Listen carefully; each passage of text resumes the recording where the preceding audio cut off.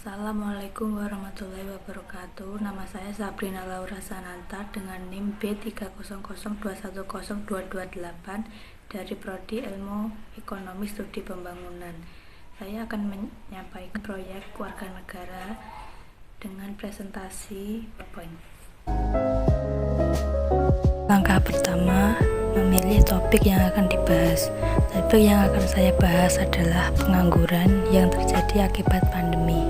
Langkah kedua yaitu menjabarkan relevansi judul yang dibuat dengan bidang studi. Yang akan saya identifikasi dari topik yang saya pilih yaitu mengenai pengangguran yang terjadi akibat pandemi. Menurut saya, isu dan topik tersebut sesuai dengan bidang studi dan fakultas yang saya ambil, yaitu bidang studi Ilmu Ekonomi Studi Pembangunan, Fakultas Ekonomi dan Bisnis, yang membahas atau menyinggung tentang perekonomian yang sedang dialami. Langkah ketiga, menjabarkan relevansi topik dengan mata kuliah Pancasila. Topik yang saya pilih tidak hanya mengenai pengangguran, melainkan juga berkaitan dengan sila-sila implementasi nilai-nilai Pancasila sebagai tujuan bangsa Indonesia untuk memajukan kesejahteraan umum dan mengimplementasikan sila kelima, yaitu keadilan sosial bagi seluruh rakyat Indonesia. Maka dalam dasar-dasar Pancasila, dalam sila kelima adalah keadilan yang menjadi suatu yang menjadi hak setiap masyarakat. Contoh penerapannya, memperjuangkan keadilan untuk diri sendiri maupun orang lain. Contohnya yaitu saat pandemi, pemerintah memberikan dana bantuan untuk orang yang tidak bisa bekerja karena pandemi, tetapi ada beberapa orang yang mendapatkan bantuan tersebut ialah orang yang masih bisa bekerja dan beberapa dikorupsi. Beberapa orang yang benar-benar membutuhkan tidak mendapatkan apapun dari bantuan tersebut. Seharusnya merekalah yang pantas mendapatkan bantuan tersebut. Langkah keempat, menentukan jenis produk yang akan dibuat. Produk yang saya pilih yaitu dengan melakukan video presentasi dengan menggunakan PowerPoint.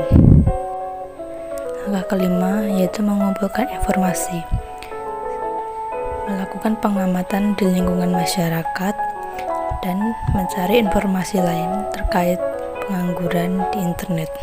Langkah 6 yaitu menjabarkan semua informasi yang telah dikumpulkan. Dalam kondisi mewabahnya pandemi COVID-19 ini, ternyata banyak sekali dampak yang ditimbulkan oleh pandemi ini, utamanya di sektor perekonomian Indonesia. Contohnya pengangguran. Dengan semakin meluasnya virus COVID-19 di Indonesia sampai saat ini, maka tidak menutup kemungkinan tingkat pengangguran meningkat. Kegiatan membatasi masyarakat untuk bekerja ini dapat memicu pertumbuhan angka pengangguran.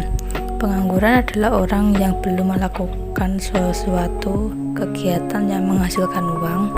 Pengangguran tidak terbatas hanya pada orang yang belum bekerja, tetapi orang yang sedang mencari pekerjaan dan orang yang sedang bekerja namun pekerjaannya tidak produktif pun dapat dikategorikan sebagai pengangguran. Termasuklah orang-orang yang stay at home semua untuk memutus penyebaran virus COVID-19 ini. Tingkat pengangguran di Indonesia meningkatnya angka pengangguran di tengah pandemi, Indonesia akan semakin meningkat, bahkan sangat berpotensi besar terjadi.